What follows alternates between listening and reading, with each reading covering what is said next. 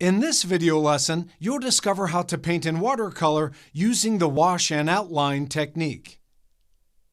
The technique that I am about to explain and demonstrate in this lesson is very similar to the pen and wash technique.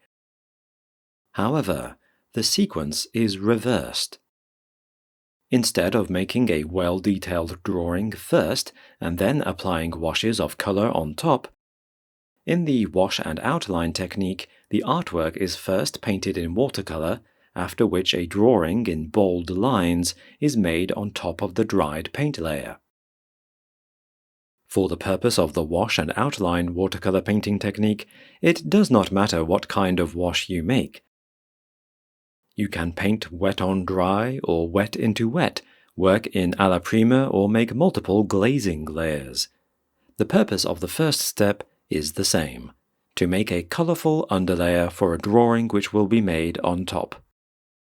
Even if you have never painted a single portrait in watercolor before, you will find this technique incredibly simple and very picturesque, allowing you to make beautiful portrait artworks. Needless to say, the wash and outline technique works not only for portraits, but you can use it to depict whatever you see, think, or imagine. The choice of a technique should depend on your creative goal. You may want to do an artwork that looks more impressionistic or has a highly realistic texture with small details.